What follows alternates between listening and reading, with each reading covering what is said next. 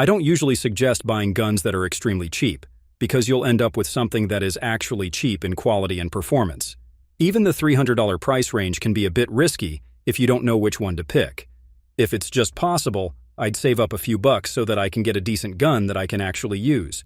But if you are really tight on budget, then I guess I have no choice but to recommend the ones you're about to see here.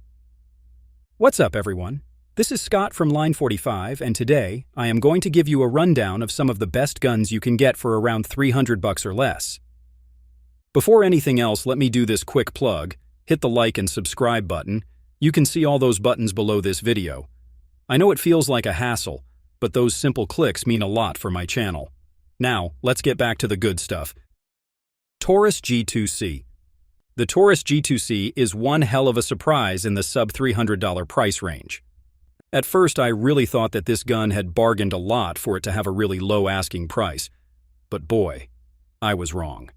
In fact, Taurus did really when it manufactured this pistol. It has a pretty durable polymer frame, which features molded-in spots that provide a solid grip on the pistol. The texture isn't aggressive, so it doesn't really bite your hands. Its slide, though not fully refined, is certainly rugged and has a nice fit to the frame of this weapon. I can also say the same thing with its loaded chamber indicator. And hey, the Taurus G2C ships with steel mags, each having a capacity of 12+1 rounds, which is absolutely fantastic for its size. These mags have pinky extensions too, so it's quite possible that you can do a full grip with the G2C. The 3.2-inch barrel of the G2C is constructed from stainless steel, which, for its price, is actually good.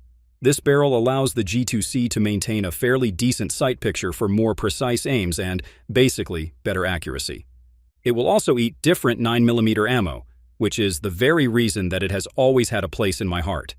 The G2C is remarkably reliable, and that makes it really useful in actual defense scenarios.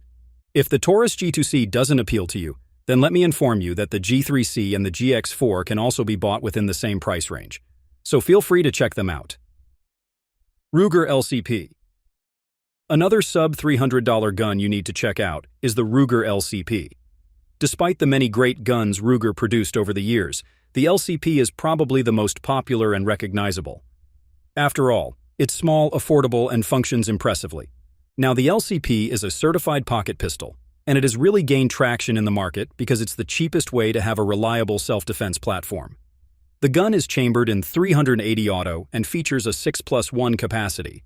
Admittedly, it doesn't yield that much ammo, but keep in mind that this little pistol was manufactured before high-capacity micro-compact pistols became a thing. Of course, the serious advantage of the LCP as a pocket pistol is its weight. It's less than 10 ounces with an empty mag, so it's never really a burden to bring this gun with you all day. Its size should allow you to discreetly carry it anywhere without any issue. This thing is only 5 inches long and 3.8 inches tall, so it's actually the definition of what's pocketable. It's also sexy enough at 82 inches wide, which means that the LCP will not print on your clothes that easily. Construction-wise, I don't think that the LCP is meant for hard use, but yes, the glass-filled nylon frame and alloy steel slide of the pistol should be sturdy enough to handle the impact of shooting 380 auto rounds on a regular basis. Notably, the slide is serrated at the rear, but with its size you can't really expect that there's a lot you can hold onto it. But hey, who am I to complain? Ruger EC9S. Here's another Ruger that I think should get more attention.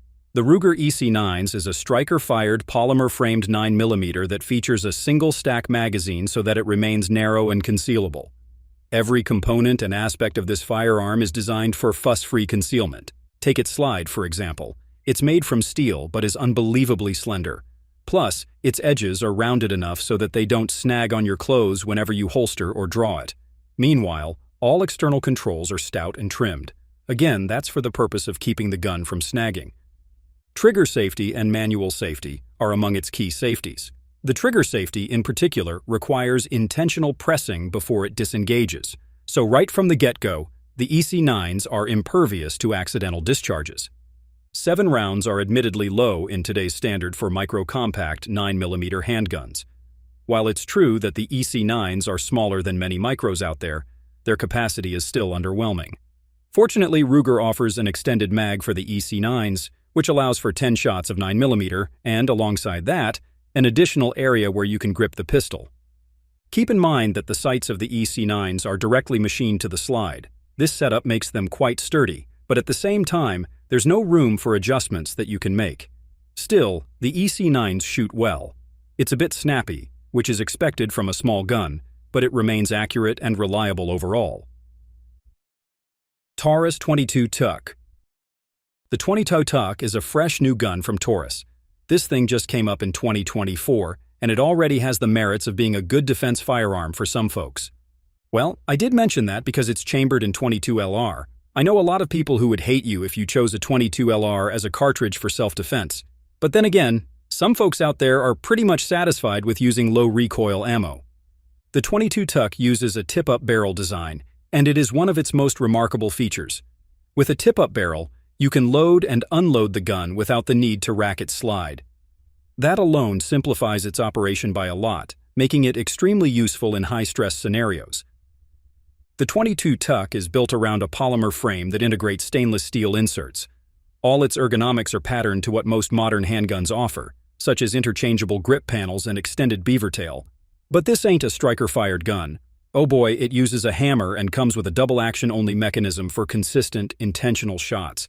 This setup also tells that the 22 Tuck possesses a restrike capability, which is rare for guns that are as small as this one. By the way, the 22 Tuck is only 5 inches long and has a 2.5-inch barrel. It's easy to pocket, given that it's stout enough at 4.35 inches tall. The 22 Tuck has 9 rounds and comes with a left-side magazine release button. Similar to other guns in this list, the sights of this pistol are machined to its slide. In terms of shooting, I highly doubt that you'll have trouble with this pistol. As I've said, the ergonomics are great, and it's definitely soft shooting, thanks to its tame chambering. Beretta APX A1 Carry. You might also need to see the APX A1 Carry of Beretta. I've seen multiple units of this gun sold at below $300, which, in the grand scheme, is impressive, given the quality that this pistol has to offer. It's a micro-compact pistol that you can use conveniently as a concealed carry firearm. This 9mm gun comes with a modular frame and is something I can describe as sexy. The widest part of its frame is still less than an inch, and even the slide has the same girth. Moreover, it's only 4.2 inches tall and 5.6 inches long, and these numbers tell that the APX A1 Carry is quite pocketable. It shouldn't print on your clothes unless you're careless. Plus, this thing is only 19 ounces heavy when loaded with an empty magazine. There's no excuse as to why you can't make it as your primary EDC, or, at the very least, your backup pistol. Despite having a small construction, the APX A1 Carry is still comfortable to grip and shoot.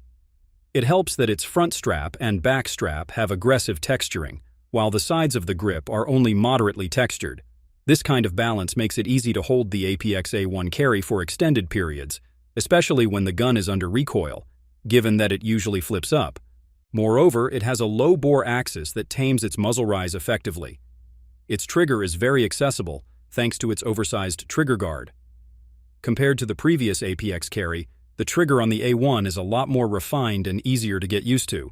What impressed me about this pistol the most is that it doesn't have any accessory rail.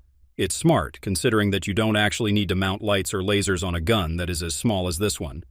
That's it for now. Thanks for watching. If you liked this video, please hit the subscribe button and notification bell. Just press all the buttons. Those little clicks are free, but they help the channel a lot. Stay sharp, stay safe, and remember, it's not just about the shot, it's about mastering the craft.